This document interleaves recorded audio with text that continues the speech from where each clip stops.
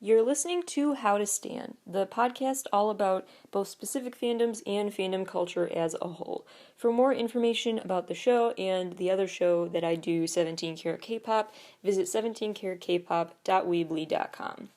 You can also go to 17karatkpop.weebly.com/how to stan for more specific information about this podcast. Enjoy the show. Welcome back to How to Stan.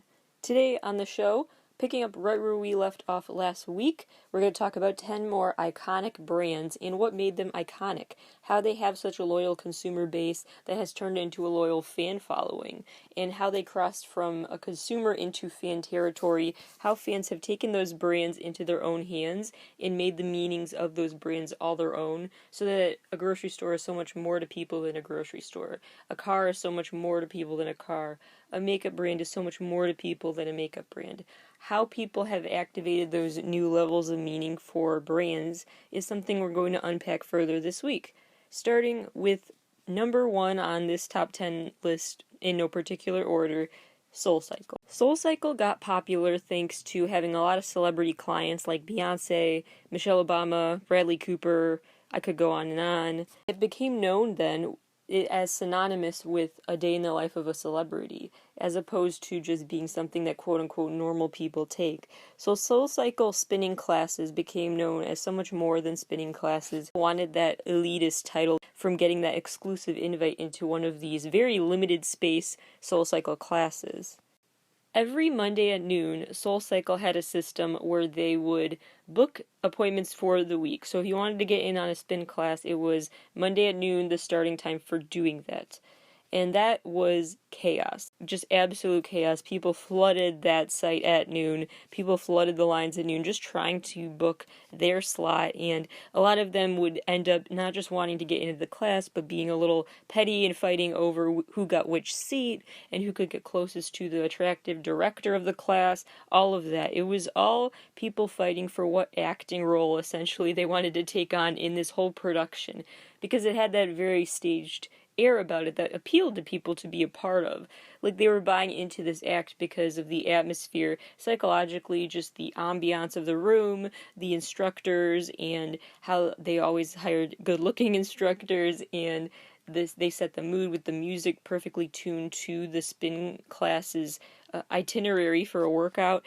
Everything was very, very crafted, not natural. And that may seem like it would make some people a little hesitant to join and not want to do that. But when it's something like working out that a lot of people don't like doing, then suddenly it is appealing to join other people working out who also agree with you and subconsciously are kind of like, yeah, we know this is all kind of putting on a show because we're not really into being portrayed as workout junkies or anything like that. It was a way to just have the reputation people wanted, working out and having fun doing it. And so they all wanted to act like those infomercial people and sign up at noon on Mondays. By the end of 2014, SoulCycle had over 30 locations and were bringing in a revenue of $112 million, all for these spin classes. But there were a lot of things that changed from 2014 to 2017 that they had not seen coming. Phones stopped running off the hook on Mondays at noon. Suddenly, that rush to get into these elite classes was non-existent.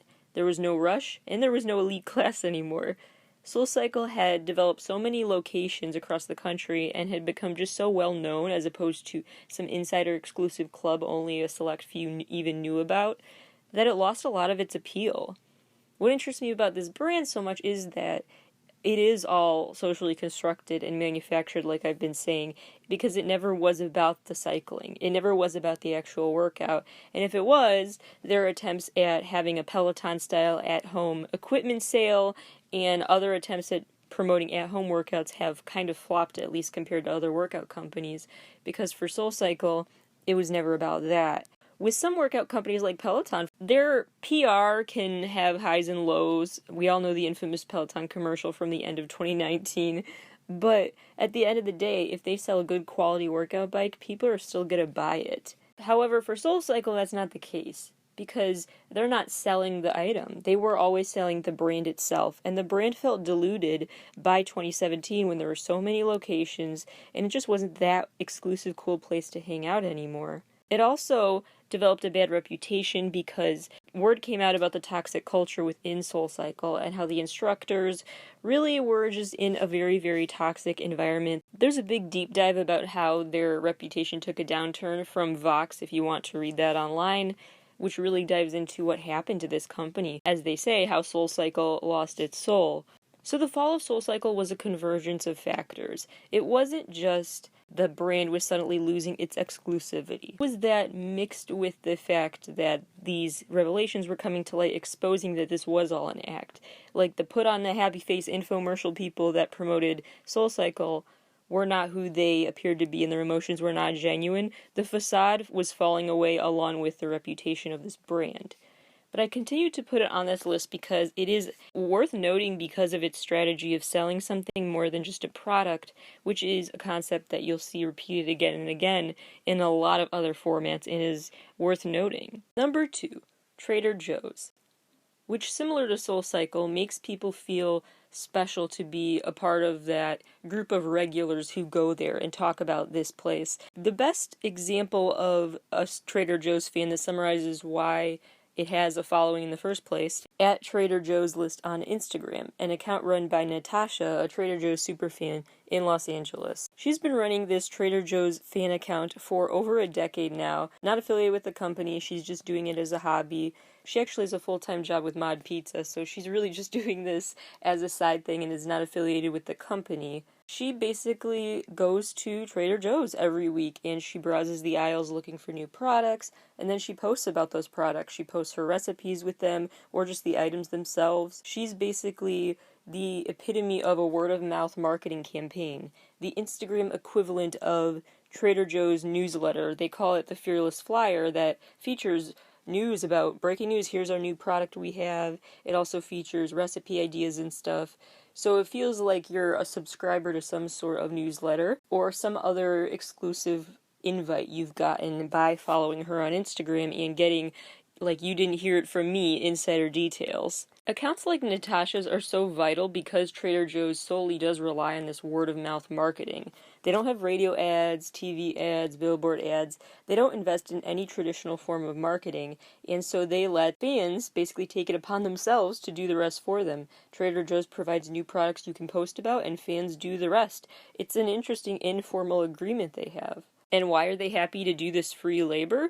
Because they feel like Trader Joe's is reaching out to them in a special gesture that they personally want to reach out to you. Trader Joe's has a lot of localized appeal. Different artists, depending on the location, will be the ones assigned to hand-draw signatures and other design details on the building itself. Trader Joe's is very much a cheerleader for local sports teams, putting up those local sports logos and things like that. It just feels like it's a very welcoming place for people, personalized depending on which location you are at. Trader Joe's is also appealing to people because the average supermarket has around 35,000 items in stock. If you need something in a back room or on display, if you're ordering online or in person, all of that, the average amount they'll probably have not sold out at the time is an average of 35,000 items. Trader Joe's only has 3,000 to 4,000 items, 3,000, maybe 4,000 items in stock at a time. And what that means is that there is a lot less supply, and it increases the demand. It increases people's desire to get in on that product, and they want to snatch it up because it'll say, 2 left online when you're buying it or whatever. However you're shopping for groceries, when you know that there are only a few left in stock, you may be trying to then just grab tons of it, and that's what people do sometimes with Trader Joe's products because they have that feeling of immediately need to grab it or it'll be off the shelf. Trader Joe's also makes a lot of products that are just unique and you can't buy anywhere else. So they maintain this unique identity that also is super receptive to the public that is shopping there. Number 3, Wendy's. Wendy's has a very unique Twitter presence and social media presence overall that makes Wendy's go viral quite a bit for roasting their customers, no pun intended. Fans will tweet at Wendy's insults like, I just went to Burger King instead, or one person tweeted, you're stranded on a deserted island and the only food there is McDonald's, what do you do? And Wendy's always replies to these tweets very quickly. Wendy's replied to the Burger King tweet asking, what are you going to do about it, by saying, feel sorry for you. Someone, when they tweeted about that island and all that's there is McDonald's, what will you do? Wendy's replied, befriend a volleyball and build a raft. They even roast accounts that seem like you can't roast them, and roast those accounts by not roasting them. Seemingly a bot account, or just an account that was not really in use, with just the Twitter egg logo, meaning they hadn't changed it from what it is just automatically when you sign up for a Twitter account. And that egg account tweeted at Wendy's, quote, if you don't roast me, I'm going to McDonald's. And so Wendy's replied, you are a Twitter egg, and this is your only tweet. There's literally zero information to roast you about. Wendy's seems extra savage with these replies because of how often they happen. It's just like they are texting a bunch of friends in a group chat. They are so quick to respond, and respond to so many people. So if you want to tweet a funny insult at them, you're bound to get a response. And it's extra funny because they use periods in their responses, which may sound weird, but Twitter lingo, I could spend a whole hour diving into and explaining the weird connotations Twitter lingo has, but the point being, punctuation really changes the meaning on Twitter, especially because punctuation is often just not present, or if it is, it's probably a question mark or an exclamation point. So when they just say something definitively with a period, you're left to wonder if it was meant to be a satirical thing, or if they're just very, very genuine. On Twitter, that's really hard to read sometimes, so it's just funny when Wendy's says something like, feel sorry for you, period. Or they say, there's literally zero information to roast you about, period. And that just adds to the sense that they're serious about something that they don't need to be serious about, which just adds to the humor of it all. The most well-known Wendy's Twitter interaction, naturally, is the one that had the most retweets ever of any tweet. A 16-year-old from Nevada named Carter started this Nugs for Carter campaign in April of 2017. He tweeted at Wendy's asking, how many retweets should this tweet get in order for you to give me free chicken nuggets for life? Wendy's replied 18 million. Obviously, 18 million was just not going to happen, but that's what Wendy's tweeted. And Carter tweeted that, quote tweeted and said, help me everybody, I really want these nuggets. And so that took off like wildfire. It spread. People, celebrities and other famous faces and people with big Twitter followings started retweeting that tweet and sharing the heck out of it, really wanting to see him win. Probably just because it was so goofy and odd and people just wanted to know if Wendy's actually would fulfill their side of the deal. It didn't reach 18 million, but remember, this was in April of 2017. And already by May of 2017, it surpassed Ellen's tweet and then had 3,430,255 retweets. Less than 20 more than Ellen's tweet, but enough for Wendy's to decide they would give him free nuggets for life, and enough to get the Guinness Book of World Records to officially list him. It surpassed Ellen's post where she had posted what's known as the Oscar selfie with a bunch of famous celebrities at the Oscars, but people wanted to talk about those nuggets more than the Oscars, which is really, really something. At the end of the day, this whole campaign was not just some goofy memory and a waste of time in some people's opinion. Carter ended up launching this merch campaign to go with his Twitter campaign called Nugs for Carter, and you could get Nugs for Carter merch as part of the campaign, and all of the proceeds he did not take. He gave them all away to the Dave Thomas Foundation for Adoption to help foster kids. Number 4 goes to another food-related company with an interesting Twitter presence, to say the least, Bagel Bites. Yes, Bagel Bites. Tweeting things like this. A review of Ariana Grande's latest album, quote, Ari does a lot well, but her music about reconciling with past traumas and her mental health hits me best. When I think about how many lives this young woman has lived, I'm in awe. She describes love as experienced by a flawed, imperfect person in such a special way. Amazing. Bagel Bites has also tweeted out promo for BTS's music and added a little 7 even to their Twitter name. Little 7 is used to indicate to Twitter users that you are a member of the BTS army, the fandom. So Bagel Bites is a big music stan, a big pop music stan, and that has led to a lot of followers and a lot of Twitter impressions and attention towards the brand just for tweeting about anything.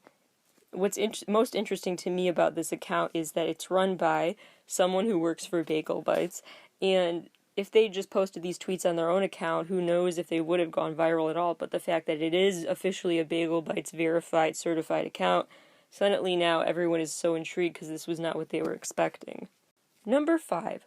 Oreo. Oreo is a brand that has always stayed on top of Twitter trends and in general just what is happening in the world. In 2013, when the power went out during the Super Bowl, Oreo tweeted, "You can still dunk in the dark." They had already made an ad and put the text, "You can still dunk in the dark" on it way before you would have expected them to, very fast, and it got retweeted over 10,000 times within that hour during the Super Bowl power outage. Oreo has also feuded with some other brands. They played tic-tac-toe with the Kit Kat account. They also had a feud with AMC Theaters in 2012. Oreo tweeted, "Ever bring your own Oreo cookies to the movie theater?" And AMC responded, "Not cool cookie," in all caps. Oreo has also had some campaigns that are focused on virality, like the Daily Twist campaign back in 2002, which had a repeat version updated for 2019 where it was basically the slogan of that campaign is "Some people will do anything for an Oreo," and they have famous faces do anything for an Oreo.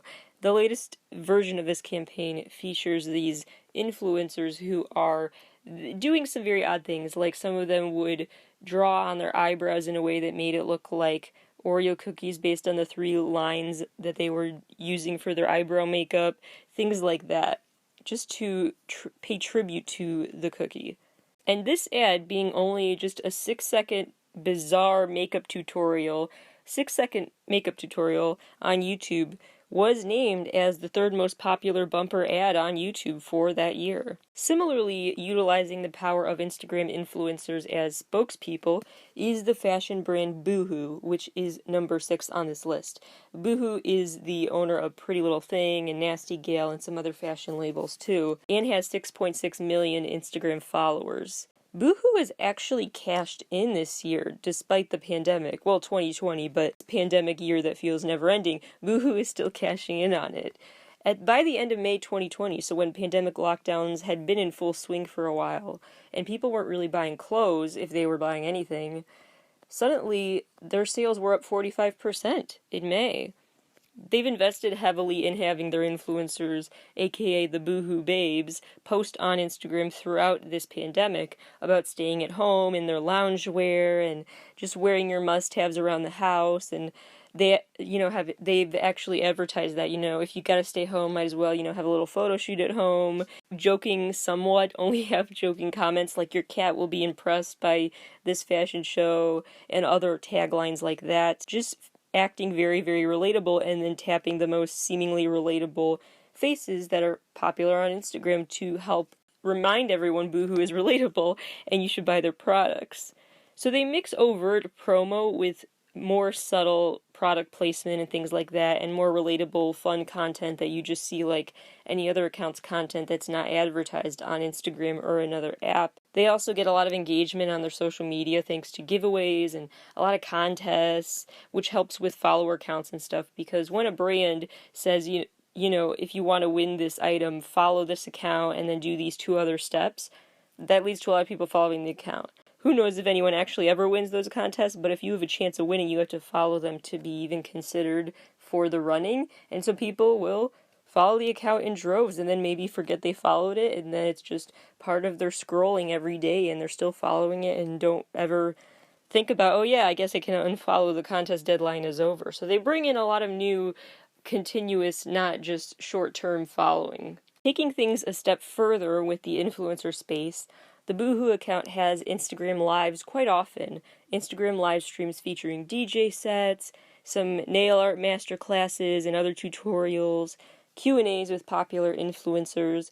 It's basically like an influencer convention, beauty conventions like BeautyCon or VidCon, those YouTuber or social media star conventions, meet and greet type settings, all through Instagram Live. That is naturally not an uncommon thing right now due to the pandemic, but even before that, Boohoo was utilizing Instagram Live to just bring a party into your home. Number 7, Chanel.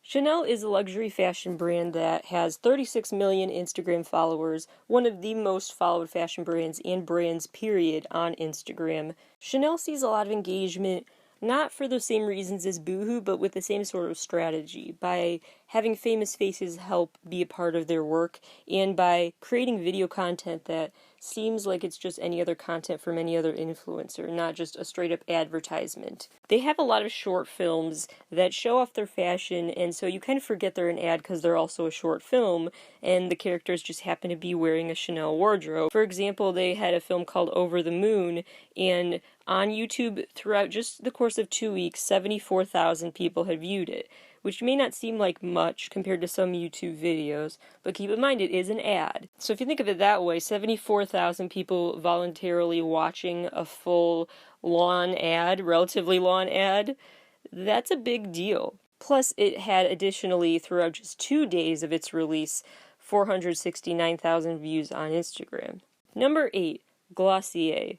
The founder of this makeup company calls it, quote, the first socially driven beauty brand, unquote. What they do over time is try to stay driven by their social message and keep up the interest in new products by having a long rollout period. So they mix very trademark messaging with very long-term teases about new products coming. They also have teases that aren't what you think. It's not like just a straight-up countdown, our new product is launching in 5 days, 4 days, 3 days, etc. But also, for example, Beyoncé wore one of their then unnamed products for a performance, and then they announced this is the launch of the product that Beyoncé wore at such and such event.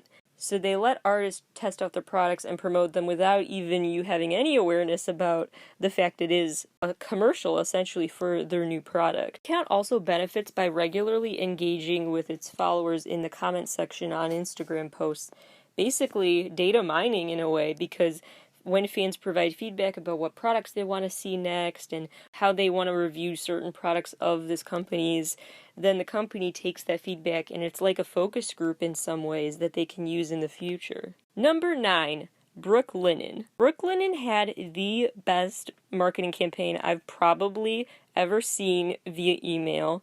Their promo emails were such a big trick, and it wasn't even in April for an April Fool's Day prank. This was in November of 2017, where they sent out an advertisement email in people's inbox that said this: "Hey team, excited about the big sale tomorrow and everything should be ready to go. Can you guys click through the links below to make sure everything is working properly on site? See test email below. Mark, digital marketing intern." The subject line of that email was, in all caps, "needs approval." So it definitely looks like a business email. It does not look like an ad. It looks like, hey team, let's prepare for this presentation tomorrow, with an official sign-off and everything. It looked very, very official, and people got very, very spooked, like, what assignment? And that was so smart. If I were one of the people who had gotten that email, I would have been probably mad and not impressed.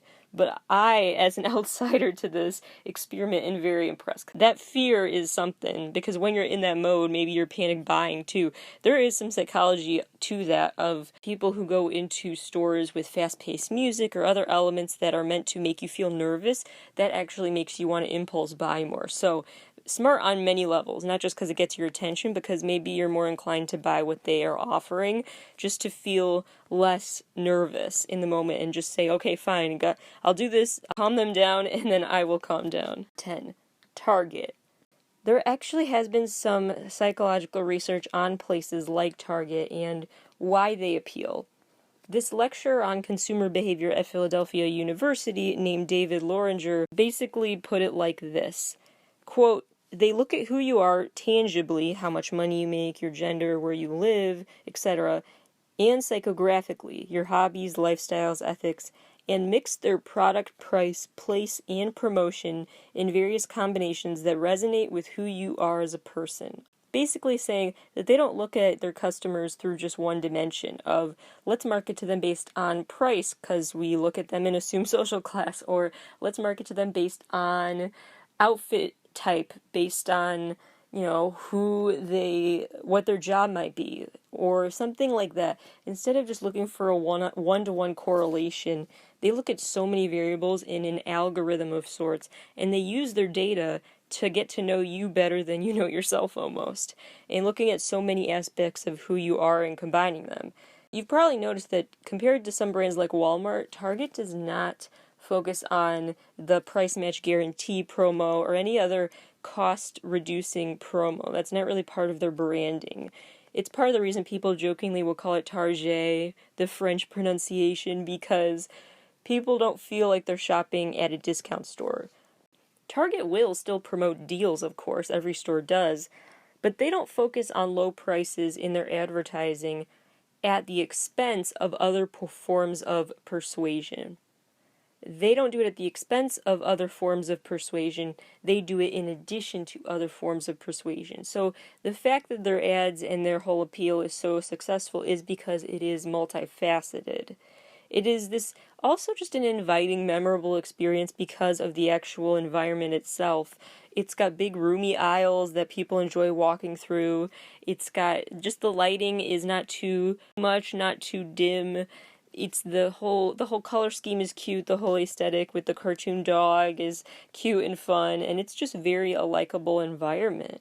Plus, put good, catchy pop music on, and you've got a fun party setting, essentially. It's also fun when you're a little kid.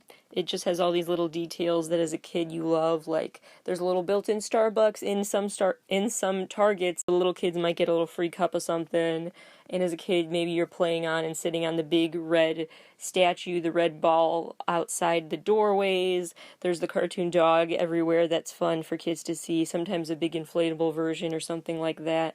So it's just a very family-friendly and welcoming environment that appeals to you specifically as a consumer on more levels than one. There are also some exclusive opportunities to buy certain things you can't get anywhere else, so it's not just about the actual environment being unique, but the items you can buy there. Target has had a lot of unique collaborations, like Disney Channel inspired outfits and the Lilly Pulitzer line of clothes, and the music industry is in on that action too, with a lot of exclusively at Target album releases, where you can only get bonus tracks if you buy the album at Target. Some honorable mentions include Gucci, which has 35.6 million Instagram followers and has campaigns that are very attention-worthy, like the 24-hour Ace campaign, as it's called, which has been a thing since 2016, where they release these videos that feature their sneakers. Basically, they call it a design brought to life, and you get to look at the very 3D popping off the computer screen image of their shoes in 360 degrees. It's a collaboration with multimedia artists to bring an art design to life. A lot of snack brands with Twitter presences deserve honorable mentions, and I could go on and on about these feuds.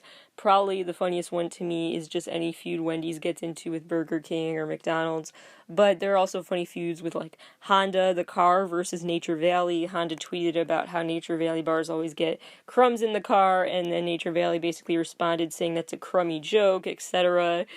Moon Pie and Hostess got into a feud over which one should be labeled the official snack for the summer eclipse back in 2017, and so they really were kind of roasting each other and shaming each other trying to get that spot. So again, going back to the conversation we started on the last episode, what is the point? Not just to make people buy stuff, but why do these brands create such an online personality, such a personality in general, that makes you feel like if a brand were a person, you could picture that person in your head? How and why do they do that and go to that extent? Part of it can be explained through Scott Adkins' work called The Culting of Brands, when customers become true believers, which compares brand loyalty to a cult mindset. I will bring up the counter argument in a minute, but what he argues is that fans become this ultimate ideal consumer because once that you have their loyalty, you can have their money very quickly after that, after you establish that baseline loyalty.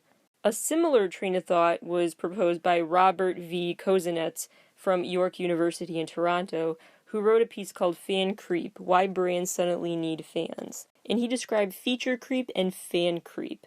Feature creep being this tendency to keep updating features to make an old product seem new. iPhones are a great example of that.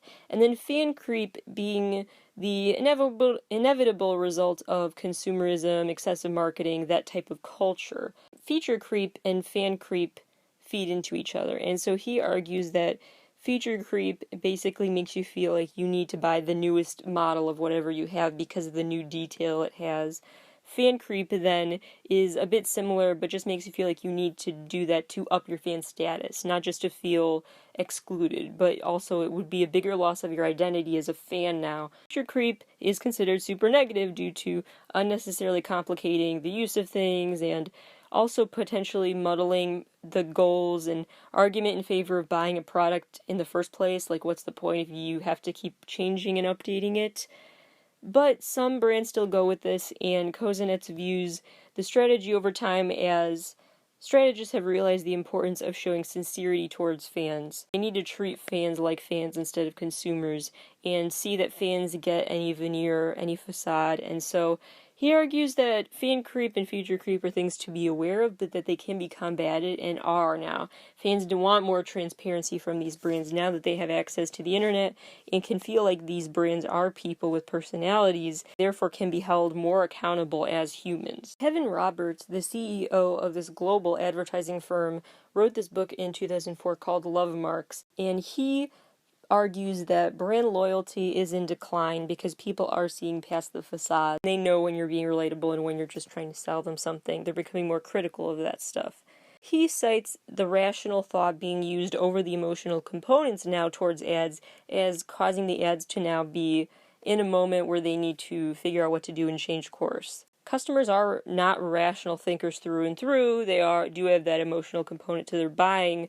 So this author argues that the marketing campaigns shouldn't be one-dimensional either, essentially arguing in favor of Target's approach to marketing and making it multifaceted. He uses phrases like loyalty beyond reason and things like that to describe this group of fans, and similar authors have also wrote about how certain terminology has been co-opted, like raves, right? Raves as in, you go for your favorite music versus a raving review of a product got rave reviews. Terms like that are now suddenly used in both fan and consumer spaces to blur those lines. This author argues that the shift is going to inevitably require products to be sold with more than money in mind. Critics of his view, though, say that he's advocating for a strategy that is no more ethical, because the brands who take his advice will just be putting on a fake sense of authenticity. So instead of faking it, essentially, they will be faking the fact that they're not faking still. But the author gets that irony and doesn't mean that brands should just strive to tap into these more emotional side of appeals, but he just argues that emotional and rational reactions are intrinsically somehow related and you can't entirely disentangle them. They are related entities, your emotions and your logic, and so your brand campaign needs to take into account both factors as well. I would agree with him on some levels and not on others. I would agree that consumers are becoming more critical of ads and more aware of product placement and stuff because of the media and just so much exposure over time. We can start in our brains to develop these patterns of what we recognize as marketing and what not.